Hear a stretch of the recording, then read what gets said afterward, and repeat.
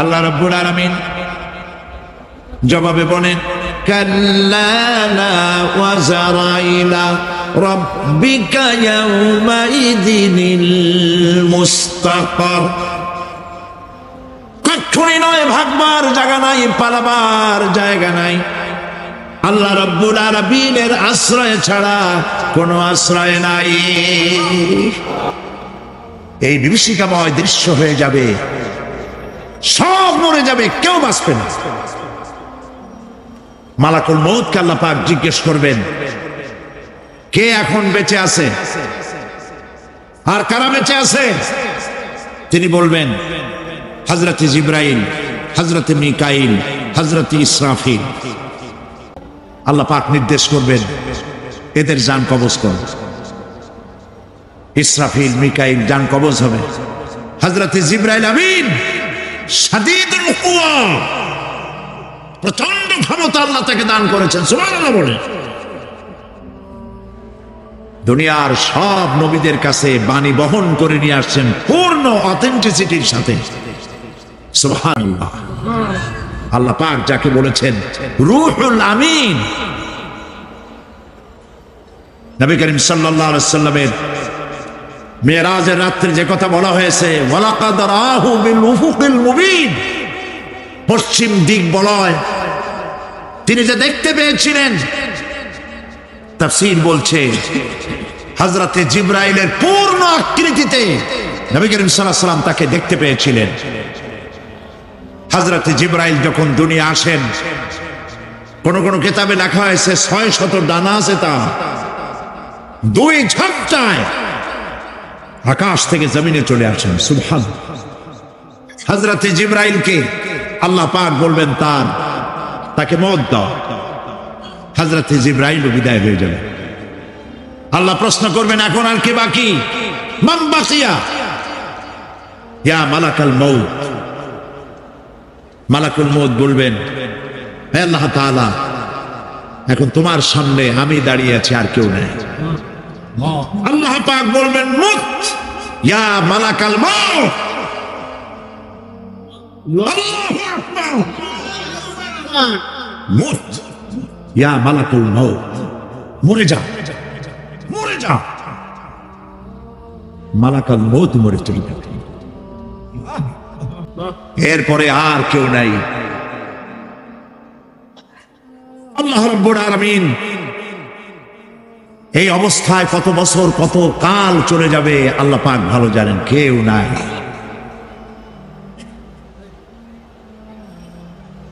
আজকের রাজত্ব কার? আল্লাহ প্রশ্ন করবেন, আজকের রাজত্ব কার? আল্লাহ পাক আওয়াজ দিবেন, বলবেন, আজকের রাজত্ব কার? কোনো জবাব নাই, আকাশের নাই, জমিনের নাই, আকাশও তো নাই, কারো কোনো জবাব নাই। আল্লাহ পাক বলবেন, লিল্লাহি ওয়াহিদুল কাহ্হার। আজ একমাত্র রাজত্ব হচ্ছে পরাক্রমশালী আল্লাহ রাব্বুল আলামিনের। আল্লাহ পাক বলবেন, ইয়া দুনিয়া আইনা সুজারুকি, হে পৃথিবী তোর গাছগুলা কই? ইয়া দুনিয়া আইনা জিবারুকি, হে পৃথিবী তোর পাহাড়গুলা কই? আইনাল জব্বারিন, স্বৈরাচারেরা কোথায়? কারো কোনো জবাব হবে না। আল্লাহ পাক এরপরে আবার মানুষগুলিকে চিন্তা করবে, সুবহানাল্লাহ। ওয়াইজাল কুবুরু বু'থিরাত, যা কিছু মাটির মধ্যে লুকায়িত ছিল সবগুলি আল্লাহ পাক বের করে নিয়ে আসবে। হাসরের ময়দান হবে, উপস্থিত হবে সমস্ত মানুষ, কেউ পলায় থাকতে পারবে না কোথাও। কুমিরে যারে খাইছে, বাঘে যারে খেয়েছে, আগুনে যারে পোড়াইছে, পানিতে যে পচে গেছে, পোকামাকড়ে যারা খেয়েছে, কোনো পথ নাই। সবাই আল্লাহর দরবারে উঠবে, পায়ে জুতা নাই, মাথায় কাপড় নাই, পরনে কোনো কাপড় চোপড় নাই, উলঙ্গ উলঙ্গিনী। উম্মুল মুমিনিন হযরতে আয়েশা সিদ্দিকা রাদিয়াল্লাহু তাআলা আনহা নবী করিম সাল্লাল্লাহু আলাইহি ওয়াসাল্লামের জবান মোবারকে এটা শুনে কেঁদে ফেললেন, বললেন, ইয়া রাসূলুল্লাহ, আমারও কি সেই অবস্থা হবে? তিনি বললেন, হ্যাঁ। উম্মুল মুমিনিন বললেন, ইয়া রাসূলুল্লাহ, তখন কি আমার স্মরণ হবে না?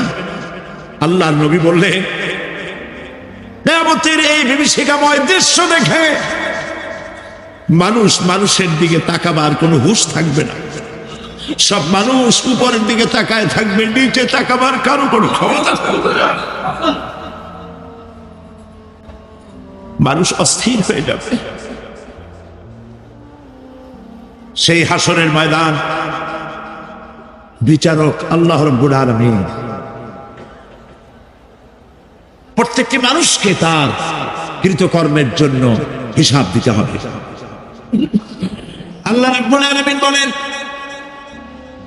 পরকালীন জীবনের ব্যবস্থাপনাটা কেমনে হবে শোনো।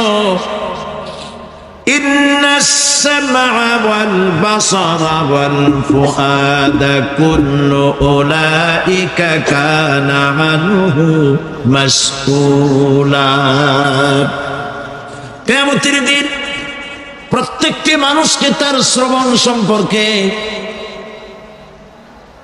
তার দৃষ্টি সম্পর্কে আর অন্তঃকরণের কল্পনা সম্পর্কে প্রত্যেকটি ব্যাপারে আল্লাহ পাক জিজ্ঞাসা করবে।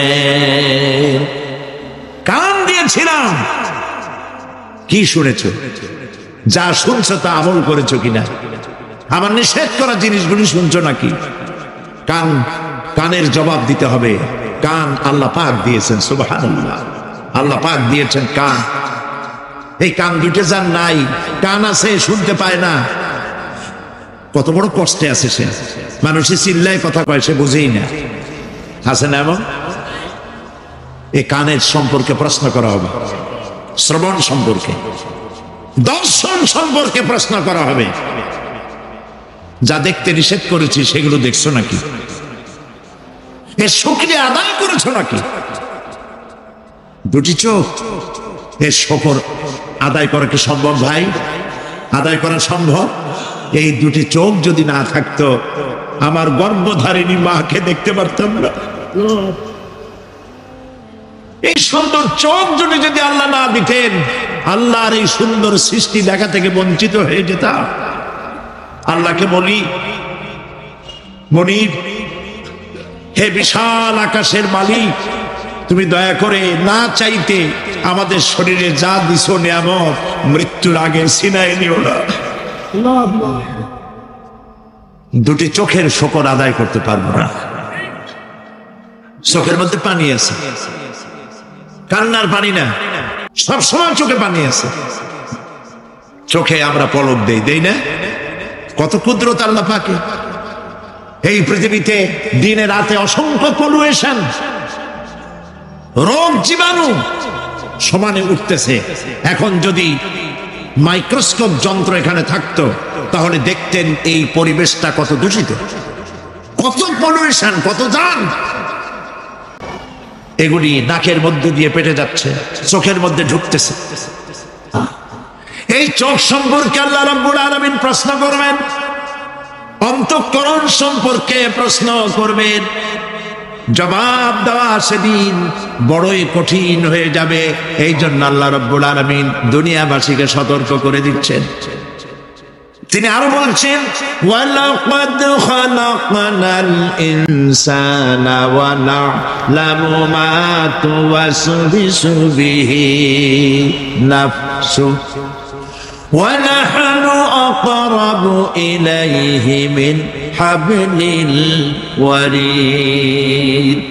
মানুষ সৃষ্টি করেছি আমি, তার অন্তঃকরণে কি চিন্তা হয়, কি কল্পনা হয় তাও জানি আমি। আর আমি আমার বান্দার যেই সাহারাগের উপরে মাথাটা খাড়া আছে, এই রোগের চাইতেও আমি বান্দার বেশি নিকটে। আল্লাহ পাক গোপন রাখেন নাই, বলে দিচ্ছেন আমি কিন্তু এখানে আছি। সুবহানাল্লাহ। আচ্ছা বলেন তো আল্লাহ কোথায় আছে? এটি একটি মুশকিলের প্রশ্ন। সাধারণত লোকেরা বলে আল্লাহ সব জায়গায় আছে। এই কথা, এই জবাব সঠিক নয়। আকীদা সাফ হতে হবে। আল্লাহ সব জায়গায় আছে এই কথা সঠিক নয়। যদি আল্লাহ সব জায়গায় থাকেন তাহলে দুনিয়ার সব জায়গা ভালো না, কিছু কিছু খারাপ আছে, তাহলে খারাপ জায়গাও থাকতে হয়। নাউযুবিল্লাহ বলেন। আল্লাহ কোথায় আছে এই প্রশ্ন আল্লাহরই করি। সওয়ালে মুকদ্দারের জবাব, পৃথিবীর মানুষ আল্লাহকে প্রশ্ন করবে তুমি কোথায় আছো। রব্বুল আলামিন প্রশ্ন করার আগে জবাব দিয়ে দিয়েছেন আর রাহমানু আলাল আরশি ইসতাওয়া। আল্লাহ পাক আরশে আজিমে আছেন। কোথায় আছেন বলে এক আঙ্গুল আকাশের দিকে উঁচু করে বলেন আল্লাহ কোথায় আছেন? আরশে আজিমে আছেন। সুবহানাল্লাহ। তবে আরশে আজিমে আছেন যে অবস্থা এমন নয় যে তিনি সাংঘাতিক রকমের কুয়াশার কারণে বাংলাদেশে কি হইতেছে তা দেখতে পান না। সে আল্লাহ রাব্বুল আলামিন সব কথা পরিষ্কার করে বলেছেন আমি তোমার ঘাড়ের কাছে। তার মানে আল্লাহর ইলম, তার নজর, তার সামা এবং তার বাসার, তার দেখা, তার শোনা, তার ইলম সবটা আমাকে ঘিরে আছে, আমি তার বাইরে নাই। আল্লাহ মানুষকে সতর্ক করতেছেন মা ইয়ালফিযু মিন কাওলিন ইল্লা লাদাইহি রাকীবুন আতীদ। মানুষ এমন কোনো কথা বলে না যা আমার ফেরেশতারা রেকর্ড করে না রাখে। যা করো তাও লেখা হয়, যা বলো তাও লেখা হয়ে যায়। দুনিয়ায় গোয়েন্দা বিভাগ আছে, আমার দেশে গোয়েন্দা বিভাগ আছে না? কি নাম কত দুই একটা আন্দাজে কইলো আছে। CID, DID, DFI, army intelligence, কত রকম গোয়েন্দা আছে, কত বাহিনী আছে আপনি টের পাবেন না। পাগড়ি একটা বান্ধে আপনার সামনে বসা, আপনি বুঝবেন না যে আপনার আমল নামা রেকর্ড করতেছে ওখানে বসে। আপনি তো মনে করেছেন দরবেশ সাহেব 6 সেল্লা দিয়ে আসছে, কিন্তু তিনি গভর্নমেন্ট অফিসার, আপনার সর্বনাশ করতেছেন, আপনি টের পাচ্ছেন না।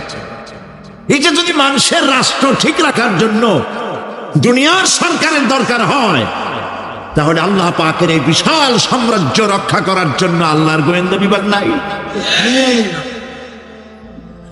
আল্লাহ রাব্বুল আলামিন তার গোয়েন্দা বিভাগ কাজ করতেছি, আমরা বিশ্বাস করি না, আমরা বুঝতে পারি না, যার জন্য অন্যায়ের মধ্যে লিপ্ত হয়ে যাই। একবার আমি লন্ডন থেকে, লন্ডন শহরে রাত্রে যাচ্ছি, রাত 2টা-2:30 হবে। পথিমধ্যে রেড সিগন্যাল জ্বলল, গাড়িটা থামাই দিল, সামনে আর গাড়ি টাড়ি নেই। আমি ড্রাইভারে বললাম যে গাড়ি টাড়ি তো নাই সামনে, আমরা তো ইচ্ছা করলে যেতে পারি। ড্রাইভার বলল পারি, কিন্তু যাব না। কেন যাবেন না? বলল যে এই সিগন্যালের সাথে ক্যামেরা আছে, অটোমেটিক ক্যামেরা। আমি যদি এখান থেকে এটাকে ক্রস করি তাহলে আগামীকাল কোর্ট থেকে আমার নামে চিঠি আসবে। রাত 2:45, এই রঙের গাড়ি, এত নাম্বার গাড়ি, এবং আপনার চেহারা শরীফ এই, আপনি রাত 2:45 সময় রেড সিগন্যাল অমুক এলাকা থেকে ক্রস করেছেন, মেহরবানি করে কোর্টে আসেন আর জরিমানা দিয়ে যান। এই লোকটি এইখানে ক্যামেরা আছে, এটা চোখে দেখছে, সেই জন্য বিশ্বাস করল। কিন্তু এই ক্যামেরায় স্ন্যাপ নেওয়ার জন্য কোনো ক্যামেরাম্যান নাই, অথচ গাড়ি ক্রস করলেই, ওভার স্পিড করলেই ছবি তুলে ফেলবে। এই বুদ্ধিটা কে দিছেন? যিনি এই বুদ্ধিটা দিলেন তার কাছে এমন কোন বুদ্ধি নাই যে আপনার আমার অনবরত অটোমেটিক ক্যামেরা দিয়ে জীবনের সব কিছু আমাদের ধরে রাখে, এরকম কোন ক্যামেরা থাকতে পারে না? পারে কিনা? জেনা করো না, একটি রেড সিগন্যাল। মদ পান করো না, আরেকটি রেড সিগন্যাল। মিথ্যা কথা বলো না, আরেকটি রেড সিগন্যাল। অহংকার করো না, আরেকটি রেড সিগন্যাল। বউকে বেপর্দা করো না, আরেকটি রেড সিগন্যাল। সুদ খেও না, ঘুষ খেও না, আরেকটি রেড সিগন্যাল। অসংখ্য রেড সিগন্যাল দিয়ে আল্লাহ পাক বলছেন তিলকা হুদুদুল্লাহ, এই হচ্ছে আল্লাহর বর্ডার, ফালা তাতাদুহা, অতএব আল্লাহর বর্ডারকে ক্রস করো না। কে নিষেধ করেছেন? কে নিষেধ করেছেন? মানুষেরা বিশ্বাস করে।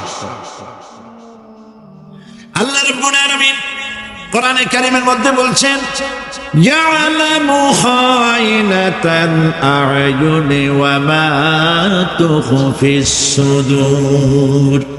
তোমার কথাগুলি রেকর্ড হয়, তোমার কাজগুলি রেকর্ড হয়, এমনকি তোমার মনের ভিতরে যে কল্পনা হয় সেগুলো রেকর্ড হয়। আর চোখে কি লুকোচুরি খেলে আল্লাহ তাও জানতে পারে।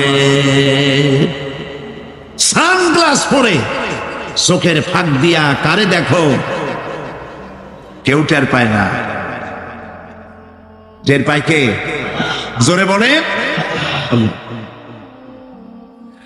মহান আল্লাহ রাব্বুল আলামিন বলেন কোন গুনার কাজ করে, কোন সামান্যতম গুনার কাজ করেও এড়াতে পারবে না, এবং সামান্যতম ভালো কাজ করলেও তার পুরস্কার থেকে মাহরুম হবে না। আল্লাহ পাক বলেন ওয়া ইন কানা মিসকালা হাববাতিন মিন খারদালিন আতাইনা বিহা ওয়া কাফা বিনা হাসিবিন। একটি সরিষা পরিমাণ আমলকেও আল্লাহ পাক কিয়ামতে হাজির করবেন। হিসাব নেওয়ার জন্য আল্লাহ পাক বলেন আমি যথেষ্ট। সুবহানাল্লাহ। হিসাব নেওয়ার জন্য আল্লাহ পাক যথেষ্ট। হযরত ওমর রাদিয়াল্লাহু তাআলা আনহু আমিরুল মুমিনিন, খলিফাতুল মুসলিমিন হযরত ওমর ইবনুল খাত্তাব বলেন রাদিয়াল্লাহু তাআলা আনহু, সুবহানাল্লাহ। কোথা থেকে আল্লাহ কোথায় নিয়ে গেছেন? নবীকে হত্যা করতে আসছিলেন, আর আল্লাহ তারে কোথায় নিয়ে গেছেন? সুবহানাল্লাহ। নবীজি বলেছেন লা নবিয়্যা বাদি ওয়ালা রাসূলা, আমার পরে নবী হবে না, রাসূল হবে না। যদি কেউ নবী বা রাসূল হইতো, কে হইতো? ওমর রে আল্লাহ নবী বানিয়ে দিতেন। সুবহানাল্লাহ। সেই ওমরের কতটুকু জানি আমরা? অনেক কিছুই জানি না। হযরত ওমর রাদিয়াল্লাহু তাআলা অন্ধকার রাত্রে একদিকে যাচ্ছিলেন, পেছনে কিছু লোক ছিল।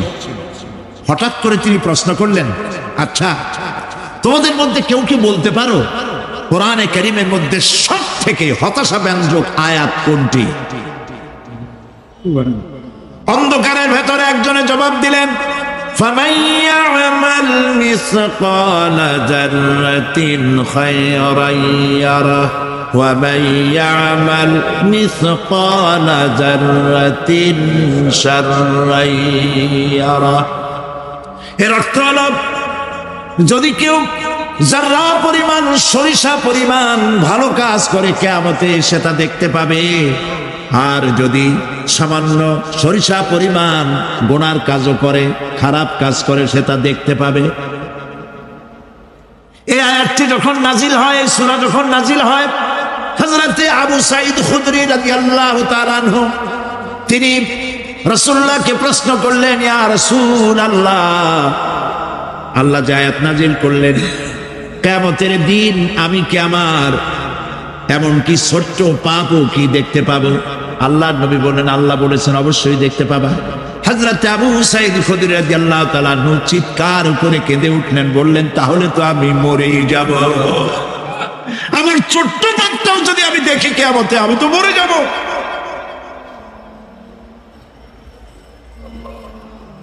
হযরত ওমর রাদিয়াল্লাহু তাআলা আনহু অন্ধকারের ভিতরে হাঁটতেছেন আর কাঁদতেছেন, হাঁটতেছেন আর কাঁদতেছেন। কিছু দূর অগ্রসর হয়ে তিনি প্রশ্ন করলেন, আচ্ছা কেউ কি বলতে পারো কোরআনে কারীমের মধ্যে সব থেকে আশা ব্যঞ্জক আয়াত কোনটি? পেছন থেকে অন্ধকারের ভেতর থেকে আওয়াজ এলো, লা তাকনাতু মির রাহমাতিল্লাহ, আল্লাহর রহমত থেকে, দয়া থেকে নিরাশ হয়ে যেও না, হতাশ হয়ে যেও না। হযরত ওমর কাঁদতে কাঁদতে জিজ্ঞেস করলেন, তোমাদের মধ্যে আব্দুল্লাহ ইবনে মাসউদ আছে নাকি? হযরত আব্দুল্লাহ ইবনে মাসউদ বললেন, আমি তো বললাম, আমি জবাব দিলাম। সুবহানাল্লাহ। রাইসুল মুফাসসিরিন হযরত আব্দুল্লাহ ইবনে মাসউদ রাদিয়াল্লাহু তাআলা আনহু, তার পা খুব ছোট ছিল। হাদিস শরীফে এসেছে সাহাবীরা তার পা দেখে একটু মুস্কি মুস্কি হাঁটতেছিল, এত ছোট পা। নবী করিম সাল্লাল্লাহু আলাইহি ওয়াসাল্লাম বললেন, আব্দুল্লাহ ইবনে মাসউদের পা ছোট দেখে হেসো না, কিয়ামতের দিন আব্দুল্লাহ ইবনে মাসউদের ছোট্ট পাটা উহুদ পাহাড়ের চাইতে ওজন বেশি হয়ে যাবে। সুবহানাল্লাহ, সুবহানাল্লাহ। প্রিয় ভাই সব, এই হচ্ছে নবী করিম সাল্লাল্লাহু আলাইহি ওয়াসাল্লাম। তিনি মানুষের সামনে এসব কথাগুলি পরিষ্কার করে বলে দিয়েছেন। সেদিন কোন উপায় থাকবে না, সেই কিয়ামতের রাত। واتقوا يوما لا تجزي نفس عن نفس شيئا ولا يقبل منها شفاعة ولا يؤخذ منها عدل ولا هم ينصرون। সেদিন কেউ কারো সাহায্যে এগিয়ে আসবে না। প্রিয় ভাই সব, অসহায়, এর ইংরেজি হচ্ছে হেল্পলেস। এই পৃথিবীতে আক্ষরিক অর্থে কোনো মানুষ হেল্পলেস হয় না, অসহায় হয় না। কেউ না কেউ সহায় হয়েই যায়, হয় স্বামী, না হয় পিতা, না হয় ছেলে, না হয় মেয়ে, না হয় আত্মীয়, না হয় সরকার। কেউ না কেউ সহায় হয়েই যায়। একেবারে হেল্পলেস এটা পৃথিবীতে হয় না। অসহায় কারে বলে? কিয়ামতের মাঠে মানুষ তা টের পাবে। আল্লাহ তাআলা কিয়ামতের দিন তুমি আমাদেরকে অসহায় করে দিও না। কিয়ামতের দিন তুমি আমাদের জন্য সহায় হয়ে যেও। কোরআন থেকে যে কথা বলে সে কি কথা বলে? সত্য কথা বলে। কোরআন থেকে যে কথা বলে সত্য কথা বলে। মান ক্বালা বিহি সাদাকা ওয়া মান আমিলা বিহি উজরা। আরে কোরআন থেকে যারা আমল করে আল্লাহ তাদেরকে পুরস্কৃত করেন। ওয়া মান হাকামা বিহি আদালা। কোরআন থেকে যে বিচার করে সেই জাস্টিস, ইনসাফ কায়েম করে। ওয়া মান দা ইলাইহি হুদিয়া ইলা সিরাতিল মুস্তাকিম। আর যারা কোরআনের দিকে দাওয়াত দেয় তাদের দাওয়াতই সহজ সরল দাওয়াত। আওলাদে রাসূল আপনাদের সামনে কোরআনের দাওয়াত দিলেন, কোরআনের পক্ষে কাজ করুন, সবাই হাত উঁচু করে আপনারা সমর্থন দিয়েছেন। আমরাও অপেক্ষা করব এই সমর্থন আপনারা কতদিন বজায় রাখতে পারে। আল্লাহ যেন তৌফিক দেন। জোরে বলেন আমিন। আরো জোরে বলেন আমিন। ওয়া মান আহসানু কাওলাম মিম্মান দা ইলাল্লাহ। ওর চাইতে ভালো কথা কার? যে মানুষকে আল্লাহর দিকে ডাকে। আমরা কার দিকে ডাকি? বিশ্বাস করুন, আমরা তো সমাজতন্ত্রের দিকে মানুষ ডাকি না। বলেন, আমরা কি সমাজতন্ত্রের দিকে মানুষ ডাকি? পুঁজিবাদের দিকে ডাকি, জাতীয়তাবাদের দিকে ডাকি, ধর্ম নিরপেক্ষ মতবাদের দিকে ডাকি। আমরা কার দিকে ডাকি? ধর্ম নিরপেক্ষ মতবাদ আল্লাহর তৈরি না মানুষের তৈরি? পুঁজিবাদ আল্লাহর না মানুষের? সমাজতন্ত্র আল্লাহর না মানুষের? জাতীয়তাবাদ আল্লাহর না মানুষের? আরে কোরআন কার? ইসলাম কার? সেই আল্লাহ রাব্বুল আলামিনের দিকে আমরা ডাকি। আমরা আমার বাপের দিকে ডাকি না, মায়ের দিকে ডাকি না, দাদার দিকে ডাকি না, মন গড়া কথা বলি না। ওলামায়ে হক কথা বলে কোরআনের কথা। সুবহানাল্লাহ। ওয়া মান আহসানু কাওলাম মিম্মান দাআ ইলাল্লাহ ওয়া মান আহসানু কাওলাম মিম্মান দাআ ইলাল্লাহ। ওর থেকে ভালো কথা আর কার হবে যে ব্যক্তি মানুষকে ডাকে আল্লাহর দিকে। সুবহানাল্লাহ। প্রাণ ভরে কান সুবহানাল্লাহ। আমরা কোন নেতার দিকে মানুষকে ডাকি না। আল্লাহর কসম, আমরা কোন মানুষের পূজা করি না, কোন ব্যক্তির পূজা করি না, কোন নেতার পূজা করি না, কোন নেতার দিকে মানুষকে আকর্ষিত করি না। আমরা মানুষকে ডাকি আল্লাহর দিকে। আর ডাকি বিশ্ব নবী সাইয়্যিদুল মুরসালিন আশরাফুল আম্বিয়া রাহমাতুল লিল আলামিন জনাবে মুহাম্মদুর রাসূলুল্লাহ সাল্লাল্লাহু আলাইহি সাল্লামের দিকে মানুষদেরকে ডাকি। ওয়ামান আহসানু কাওলাম মিম্মান দাআ ইলাল্লাহ, ওর থেকে ভালো কথা আর কার হবে যে মানুষকে আল্লাহর দিকে ডাকে। ওয়া আমিলা সালিহান, আর এরপরে সে নেক কাজ করে, সৎ কাজ করে। ওয়া ক্বালা ইন্নানি মিনাল মুসলিমিন, আর আমি হচ্ছি মুসলমানদের একজন।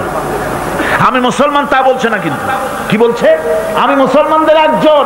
এই আয়াত নাযিল হলো কখন? যখন মক্কায় মুসলমানদের উপরে অত্যাচারের স্টিম রোলার চালানো হচ্ছিল। মুসলমানদেরকে চিৎ করে শোয়াইয়া আগুনের উপরে চিৎ করে শোইয়েছে। আগুনের আংটা আগুনের উপরে চিৎ করে শুইয়ে দিয়ে বুকের উপরে পাথর চাপা দিয়ে রাখা হয়েছে। হযরতে খুবাইব রাদিয়াল্লাহু তাআলা আনহুকে খালি গায়ে দেখে একদিন হযরত ওমর বলেছিলেন, খুবাইব, তোমার পিঠের এমন অবস্থা কেন? কোমরটা এরকম চিকুন, পিঠের ভিতরে এত বড় বড় গর্ত কেন? তিনি বললেন, ওমর ভাই, তোমার কি মনে নাই ইসলাম কবুল করার অপরাধে কাফির বেঈমানেরা আমাকে মারধর করেছে, না খাওয়ায় রেখেছে। তারপরেও যখন ইসলাম আমাকে দিয়ে ছাড়াতে পারলো না, তখন আগুন জ্বালালো।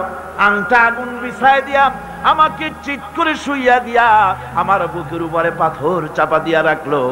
আগুন পুড়ে পুড়ে গোশতের মধ্যে ঢুকলো, গায়ের রক্ত আর চর্বি গলে গলে আগুনগুলো নিভে গেল। সেই যে পিঠের ভিতরে গর্ত হয়েছে, আজও পর্যন্ত পিঠের গর্ত মুছে যায় নাই। আল্লাহ পাক বলছেন, ওয়াকালা ইন্নানি মিনাল মুসলিমিন। ওই সাহাবীরা যখন নিজেকে মুসলমান বলে পরিচয় দেওয়ার অর্থই হলো সিংহ, ব্যাঘ্র, হিংস্র প্রাণীর সামনে নিজেকে সুপর্দ করে দেওয়া, সেই পজিশনে, ওই প্রেক্ষাপটে মুসলমানরা বলতেছে, ইন্নানি মিনাল মুসলিমিন, যে মুসলমান গুলারে তোমরা পিটাও, আমি ওদের একজন মুসলমান। কত বড় সাহসের কথা! যাদেরকে মারতেছো, পিটাইতেছো, আগুনের উপরে রাখতেছো, আমি তাদেরই একজন মুসলমান। সুবহানাল্লাহ। এইরকম মার খেয়ে অস্থির হয়ে তারপরে হযরত খাব্বাব বিন আল-আরিত রাদিয়াল্লাহু তাআলা আনহু রাসূল করিম সাল্লাল্লাহু আলাইহি ওয়াসাল্লামের খিদমতে হাজির হয়ে বলেছিলেন, শাকাউনা ইলা রাসূলিল্লাহ সাল্লাল্লাহু আলাইহি ওয়াসাল্লাম ওয়া হুয়া মুতাওয়াসসাদুন বুরদাতুন লাহু ফি জিল্লিল কাবা। তিনি কাবা শরীফের ছায়া আরাম ফরমাচ্ছিলেন। হযরত খাব্বাব বিন আল-আরিত সেখানে গিয়ে বললেন, আলা তাস্তানসিরু লানা, আলা তাদউ লানা ইয়া রাসূলুল্লাহ, হে রাসূল, আপনি কি আমাদের জন্য দোয়া করবেন না? আমরা তো শেষ হয়ে গেলাম। হুজুর বললেন, হুজুর উঠে বসলেন আর বললেন, দেখো, তোমরা এখনই ব্যস্ত হয়ে গেল।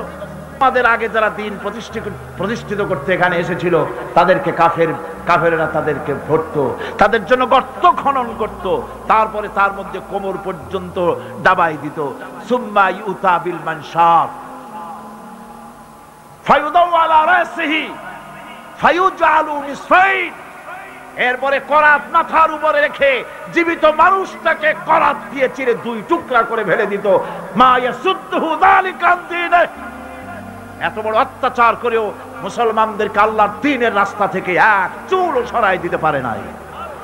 ওয়াল্লাহি লা ইউতাম্মান্নাল্লাহু হাযাল আমর, আল্লাহর নামে কসম করে বলছি, এমন এক সময় আসবে যখন মানুষেরা যাতায়াত করবে, সুন্দরী রমণীরা যাবে, সওদাগরেরা যাবে, টাকা নিয়ে পয়সা নিয়ে চলাফেরা করবে, লা ইয়াখাফু ইল্লাল্লাহ, আল্লাহ ছাড়া মনের মধ্যে কারো ভয় থাকবে না। সুবহানাল্লাহ, আল্লাহ ছাড়া কারো ভয় অন্তঃকরণে থাকবে না।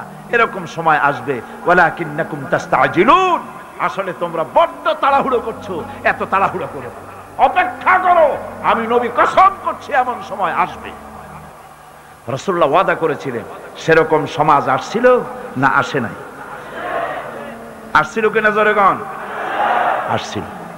আল্লাহ পাক বলছেন, হকের দাওয়াত দিতে হবে, আর এই দাওয়াত দিতে গিয়ে কিছু পরোয়া করা যাবে না।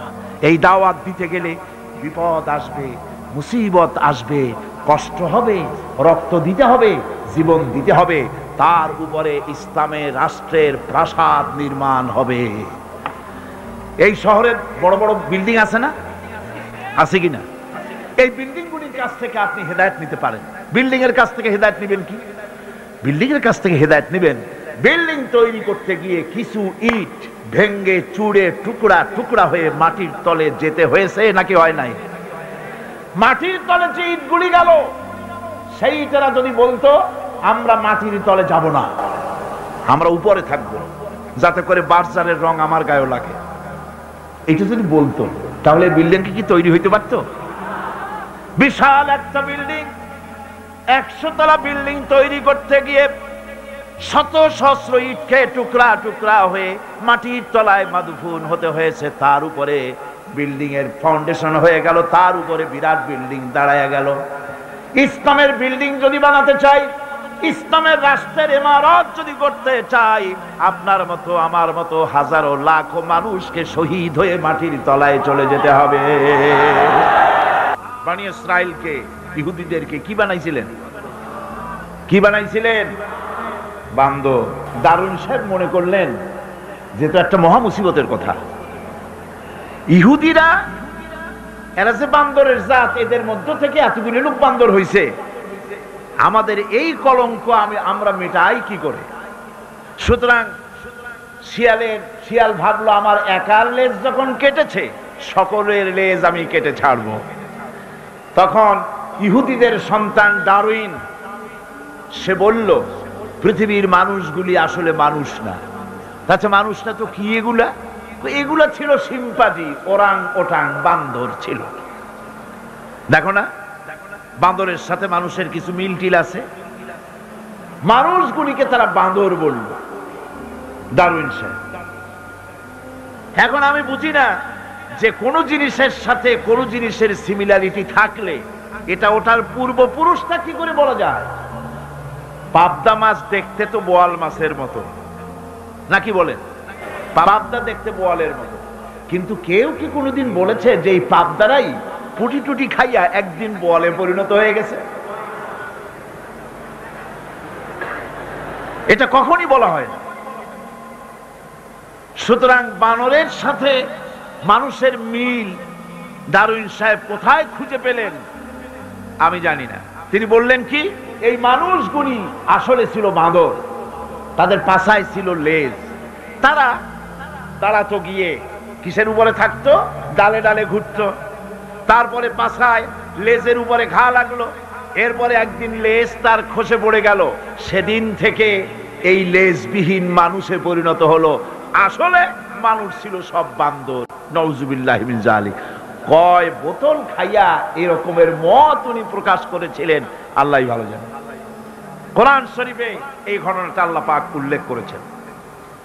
আল্লাহ রাব্বুল আলামিন বলেন, وَلَقَدْ عَلِمْتُمُ الَّذِينَ اعْتَدَوْا مِنْكُمْ فِي السَّبْتِ فَقُلْنَا لَهُمْ كُونُوا قِرَدَةً خَاسِئِينَ। ইহুদিদেরকে লক্ষ্য করে আল্লাহ পাক বলছেন, নিজেদের জাতির সেই সব লোকদের ঘটনা নিশ্চয়ই তোমাদের মনে আছে, যারা নাকি শনিবার দিনের বিধানকে অমান্য করেছিল, মাছ খেয়েছিল। এই মৎস্য নিষিদ্ধ মৎস্য ভক্ষণ করার কারণে কতগুলো বান্দর হইল? 70,000। এই 70,000 লোকই কিন্তু মাছ খায় নাই। 3টা ভাগ হয়ে গিয়েছিল। কয়টা ভাগ হয়েছে? 3টি ভাগ হয়েছে বনি ইসরায়েলের মধ্যে। এক ভাগে মৎস্য খেলো, খুব বুদ্ধি করে খেলো তারা। মানুষ তো বুদ্ধি দারুণ। তারা চিন্তা করলো শনিবারে মাছ যখন খাওয়া নিষেধ, তো শনিবারের দিন মাছ যখন আসবে কেনারায় একটা বেড়া দিয়ে রাখবে, এমন করে শনিবারে এসে ঢুকবে, বাইরে যেতে পারবে না। রবিবার দিন ওইটারে ধরিয়ে ধরিয়ে মজা করে খাবো।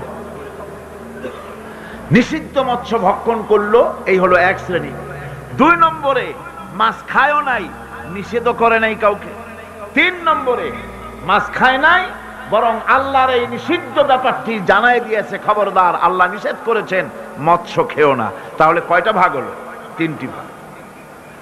রব্বুল আলামিন ইহুদিদের মধ্য থেকে যারা নিষিদ্ধ মৎস্য, নিষিদ্ধ দিনে মৎস্য যারা ভক্ষণ করলো তাদেরকে, আর যারা মাছ খায় নাই, নিষেধ করে নাই, এই 2 শ্রেণীকে একত্রিত করে সবগুলারে গোষ্ঠী শুদ্ধা রাতারাতি বানর বানাইয়া দিলেন। তার অর্থ কি? এর দ্বারা বোঝা গেল হক কথা বলতে হবে। অন্যায় চুপ করে যদি সহ্য করেন, অন্যায় যে করে আর অন্যায় যে সহে, দুজনই কি? দুজনই সমান পাপী। আপনাকে নিষেধ করতে হবে, অন্যায়ের বিরুদ্ধে আপনাকে কথা বলতে হবে। লূত আলাইহিস সালামের জামানায় যখন জমিনটাকে উল্টে দেওয়ার জন্য অর্ডার হলো, তখন ফেরেশতা বলছিল, আয় আল্লাহ, এই জমিনে তো একটা লোক আছে যে 30 বছর পর্যন্ত তোমার ইবাদত করেছে, সেই লোকটারে তো সরাবার ব্যাপারে তুমি কিছু বললা না। আল্লাহ রাব্বুল আলামিন বললেন, জমিনটা উল্টায়া ওর মাথায় আগে রাখো, ওরে শুদ্ধা জমিনটারে উল্টায় দাও। কারণ গোটা জাতি যখন আমার সঙ্গে নাফরমানি করছে, আমার নবীর সঙ্গে নাফরমানি করতেছে, তখন এরা কথা বলে নাই। এই লোক নিজের ইবাদত নিয়ে ব্যস্ত ছিল, নিজেকে জাহান্নাম থেকে বাঁচাবার চেষ্টা করেছে। গোটা জাতি জাহান্নামে যায়, সেজন্য ভুরুক্ষেপ করে নাই। হক কথা বলতেই হবে। হক যে বলবে না, হক থেকে যে চুপ থাকবে, সে হচ্ছে শয়তানুন আখরাস, বোবা শয়তান। রাসূলুল্লাহ হাদিসে বলেছেন, হক থেকে যে চুপ থাকে সেটা কি শয়তান? বোবা শয়তান। এখন আপনাকে বিপদ মুসিবত থেকে বাঁচার জন্য হকের দাওয়াত দিতে হবে, তা না হলে আল্লাহ পাক ক্ষমা করবেন না। না হক যখন সমাজে চলতে থাকে, হকের আওয়াজকে একজনকে হলেও হকের আওয়াজ বুলন্দ করতে হবে। কোরআনে কারিমে রব্বুল আলামিন বলেন, ওয়াত্তাকু ফিতনাতান লা তুসিবান্নাল্লাযীনা যালামু মিনকুম খাসসা।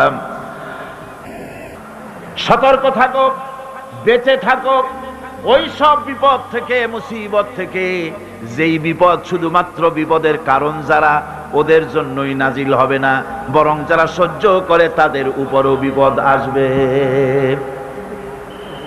যারা বিপদের কারণ, গুনাহের কারণ, শুধু ওরাই ধ্বংস হবে না, যারা সহ্য করবে তাদেরকেও আযাবের মধ্যে নিপতিত হতে হবে।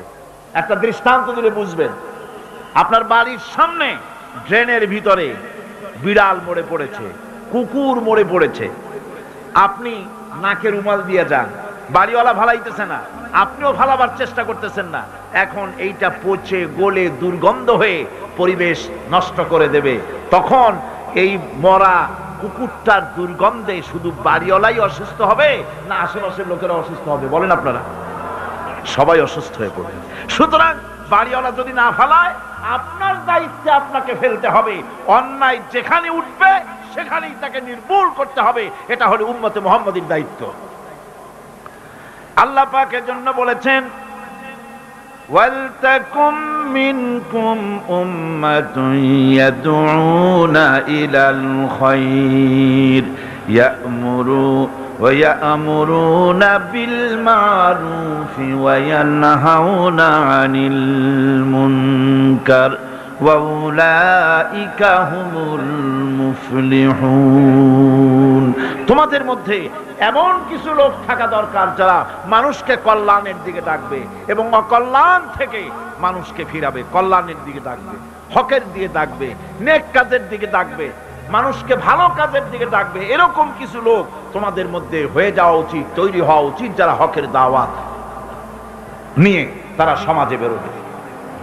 কারণ মুসলমানেরা হলো আমাদের সম্পর্কে আল্লাহ পাক বলেছেন, কুনতুম খায়রা উম্মাতিন উখরিজাত লিন-নাসি তা'মুরুনা বিল মা'রুফি ওয়া তানহাউনা আনিল মুনকার।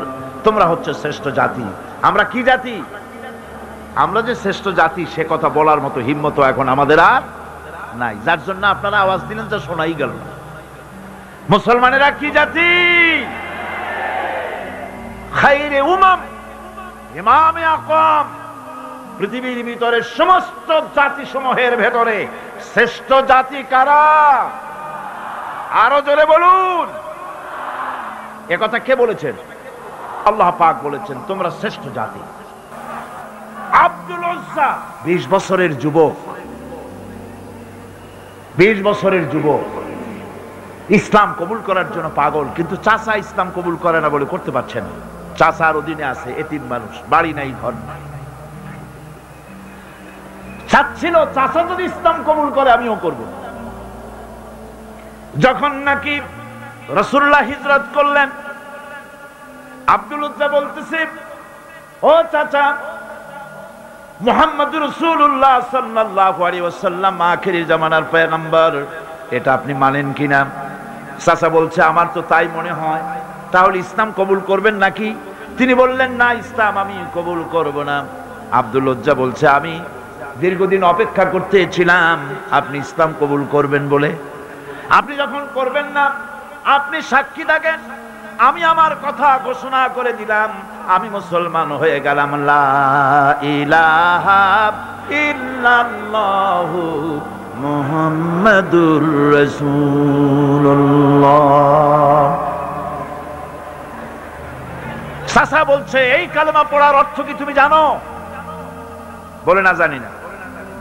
এর অর্থ হচ্ছে তোমাকে আমি যা দিয়েছি, বাড়ি ঘর টাকা পয়সা উট ঘোড়া সব আমাকে ফিরায় দাও। তিনি বললেন সব তুমি নিয়ে নাও। চাচা বলছে এটাই শেষ নয়, তোমার গায়ে যে জামা আছে, পরনে লুঙ্গি আছে, এটা আমার, এটাও দিতে হবে। গায়ের জামা পরনের কাপড়টাও খুলে দিয়ে দিলেন। কত চড়া দামে ইসলাম গ্রহণ করেছে, কত চড়া দাম। উলঙ্গ অবস্থায় মায়ের কাছে গিয়ে হাজির। 20 বছরের যুবককে উলঙ্গ দেখে মা 2 হাত দিয়ে চোখ ছেপে ধরেছেন। বাবা তোমার এই অবস্থা কেন? তিনি ঘটনা শোনালেন। মা বললেন আমার কাছে কি চাও? ছেলে বলছে মা একটা কাপড় চোপড় কিচ্ছু একটা দাও, আমি মদিনাতুর রাসূল, মদিনায় চলে যেতে চাই, রাসূলুল্লাহর কাছে আমি যেতে চাই, আমি পাগল হয়ে গেছি, আমার একটু কাপড় দাও। একটুখানি একটা ছেঁড়া কম্বল দেওয়া হলো। এই কম্বলটা দিয়ে তিনি পরলেন ঠিকই, কিন্তু হাঁটু ঢাকলো না। এই অবস্থায় বহু কষ্ট করে মদিনা মুনাওয়ারায় পৌঁছে গেলেন। রাসূলুল্লাহর সঙ্গে দেখা হলো। হুজুর দেখলেন উদ্ভ্রান্ত যুবক, মাথার চুলগুলো এলোমেলো, চেহারায় ক্ষুধার্তের ছাপ। জিজ্ঞেস করলেন তুমি কে? তিনি বললেন আমি আব্দুল উজ্জা, আমি মুসলমান হয়েছি। তোমার এই অবস্থা কেন? তিনি ঘটনা শুনালেন যে আমার লুঙ্গিটাও আনতে পারি নাই মায়ের কাছ থেকে, মাও আমার গরিব, তার কাছ থেকে কোন ক্রমে এই ছেঁড়া কাপড়টা নিয়ে এসেছি। হুজুর বললেন তোমার নাম আব্দুল উজ্জা নয়, তোমার নাম আব্দুল্লাহ, আব্দুল্লাহ জুলবাজাদাইন। তিনি কাপড়ের ব্যবস্থা করলেন, আসহাবে সুফফার কাছে তার দায়িত্ব দিয়ে দিলেন, আর বললেন একে কোরআন শরীফ শিখাও। আসহাবে সুফফার ভিতরে থেকে তিনি কোরআন শিখতে লাগলেন। কোরআন শরীফ চিল্লায় চিল্লায় তিনি পড়তেন। সাহাবায়ে কিরাম অভিযোগ করলেন, হে আল্লাহর রাসূল, আব্দুল্লাহর চিৎকারে আমাদের ঘুম নষ্ট হয়ে যায়, নামাজেও ডিস্টার্ব হয়, সে যখন এত চিৎকার দিয়ে তেলাওয়াত করে। নবীজি বললেন সাহাবীরা, আব্দুল উজ্জার কোনো ব্যাপারে বিরক্ত হয়েও না, তাকে বেশি করে চিল্লাইতে দাও, জোর করে তেলাওয়াত করতে দাও, কারণ তার ঈমান আনার পেছনে বড় দাম দিতে হয়েছে, বড় কষ্ট করে ঈমান এনেছে, পরনের লুঙ্গিটা পর্যন্ত আনতে পারে নাই, তাকে প্রাণ ভরে তেলাওয়াত করতে দাও। ইত্তাবসরে তাবুকের যুদ্ধের দামামা বেজে উঠলো। আল্লাহর নবী চান্দা চাইলেন, যার কাছে যা আছে হাজির করো। মেয়ে লোকেরা গলার হাত দিল, নাকের ফুল দিল, কানের দুল দিল, টাকা পয়সা দিল, সোনা দানা দিল। স্তূপ হয়ে গিয়েছে হুজুরের সামনে। আল্লাহর নবী প্রশ্ন করলেন, সকলে তো দিলে, কিন্তু আমার আবু বকর কোথায়? হযরত আবু বকর রাদিয়াল্লাহু তাআলা আনহু একটা পিড়ারের আড়াল থেকে বেরোলেন, হাতে ছোট্ট একটা থলি হুজুরের হাতে উঠাই দিলেন। থলির মুখটা খুলে যখন ঢালা হলো, দেখা গেল তা থেকে কিছু কয়েকটা দিরহাম আর কিছু গম তা দিয়া পড়লো। হুজুর হযরত আবু বকরের দিকে তাকালেন, তাকিয়ে দেখেন হযরত আবু বকরের চোখের পানি দাড়ি ভিজে ভিজে পড়তেছে। নবীজি বললেন, ও আমার সাহাবীরা, আজকে তোমরা সবাই মিলে যা দান করেছো, এ সকল দানের তুলনায় আবু বকরের দান আল্লাহর দরবারে বেশি মর্যাদা হয়ে গেছে। সকলের মধ্যে প্রশ্ন জাগলো। এই প্রশ্ন নিরসন করার জন্য নবীজি প্রশ্ন করলেন, তুমি কত দিছো, কত রাখছো? প্রত্যেক সাহাবী বললেন, আমি এত দিয়েছি, বাড়ি এত আছে, অর্ধেক দিছি, অর্ধেক আছে, 12 আনা দিছি, 4 আনা। হযরত আবু বকর রাদিয়াল্লাহু তাআলা আনহুকে প্রশ্ন করা হলো, তুমি কি দিয়েছো, বাড়ি কত রেখে এসেছো? হযরত সিদ্দিক আকবর রাদিয়াল্লাহু তাআলা আনহু বলছেন, ইয়া রাসূলুল্লাহ, আল্লাহ পাকের কসম করে বলছি, আমি আবু বকরের ঘরে জাগতিক সম্পদ বলতে যা বুঝায় আল্লাহর নবীর কদম মোবারকে উৎসর্গ করে দিয়েছি। আমার ঘরে আল্লাহ তার রাসূল ছাড়া কোনো জিনিস আর বাকি নাই।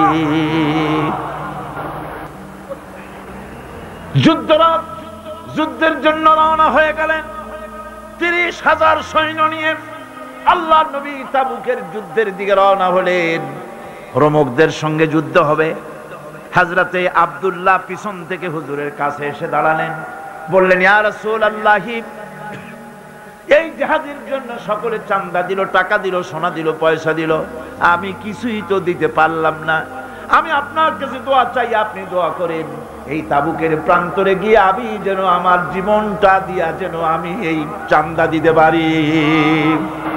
এই জিহাদের জন্য যেন আমার শাহাদাত আল্লাহ রাব্বুল আলামিন মঞ্জুর করে নেন। নবীজি দাঁড়ালেন, একজনকে অর্ডার দিলেন, গাছের একটা বাকল নিয়ে আসো। গাছের একটা বাকল আনা হলো। নবীজি নিজ হাতে আব্দুল্লাহর হাতে বাকলটা বেঁধে দিয়া বললেন, আল্লাহ, আব্দুল্লাহর রক্ত আমি কাফেরদের জন্য হারাম করে দিলাম। হযরত আব্দুল্লাহ চিৎকার করে কেঁদে উঠলেন, ইয়া রাসূলুল্লাহ, আমি চাইলাম শাহাদাতের জীবন, আর আপনি আমার রক্ত কাফেরের জন্য হারাম করতে চাইলেন আল্লাহর কাছে। আমার মনের আশা তো পূরণ হলো না। নবীজি বললেন, আব্দুল্লাহ, এখন যদি তোমার মউত হয়, জ্বরেও যদি তুমি ঘরে বসে মরো, আল্লাহ রাব্বুল আলামিন তোমার শাহাদাতের দরজা নসিব করে দিবেন। তাবুকের প্রান্তরে গিয়ে বেশ কয়েকদিন পর রাসূল করিম সাল্লাল্লাহু আলাইহি ওয়াসাল্লামের কাছে খবর এলো, হে রাসূল, আব্দুল্লাহ কয়েকদিন জ্বরে ভুগে ইন্তেকাল করেছে। হুজুর বললেন, আব্দুল্লাহর গোসল দিয়ে কাফনের কাপড় পরায় নিয়ে আস। আনা হলো, জানাজা পড়া হলো রাতের বেলায়, আলো নাই, অন্ধকার রাত। কবর খনন করা হলো। কবরের কাছে একজন একটা টিম টিম করে আলো জ্বালায় ধরেছে। দুইজনে লাশ উঁচু করে নিয়ে আসছে, আর কবরের ভিতরে একজন দাঁড়ানো লাশ ধরার জন্য। যিনি কবরের ভিতরে দাঁড়ানো, তিনি বলতেছেন, লাশ দুইজনে তোমরা আনতেছো, খবরদার তোমার ভাইয়ের সাথে যেন বেয়াদবি না হয়। কবরের কাছে এসে যখন লাশ দিয়ে দেওয়া হলো, কবরের ভিতরে দাঁড়ায়া লাশ যিনি ধরলেন তিনি আর কেউ নন, তিনি বিশ্বনবী মুহাম্মাদুর রাসূলুল্লাহ সাল্লাল্লাহু আলাইহি ওয়াসাল্লাম। আল্লাহ যে বহন করে এসেছেন তার একজন হযরত আবু বকর, একজন হযরত ওমর রাদিয়াল্লাহু তাআলা আনহুমা লাশ বহন করে এসেছেন। কবরের পাশে হযরত বেলাল আলো উঁচু করে ধরেছেন। রাসূলুল্লাহ নিজ হাতে কবরের মধ্যে আব্দুল্লাহকে শোয়ায় দিলেন। কবর থেকে উঠে এসে কবরের উপরে মাটি দিয়ে নবীজি আল্লাহ রাব্বুল আলামিনের দরবারে কবরের দুদিকে হাত বিস্তার করে নবীজি বললেন, আল্লাহ, আজকের এই সন্ধ্যা পর্যন্ত আমি আব্দুল্লাহর প্রতি রাজি ছিলাম, তুমিও আব্দুল্লাহর প্রতি খুশি হয়ে যাও।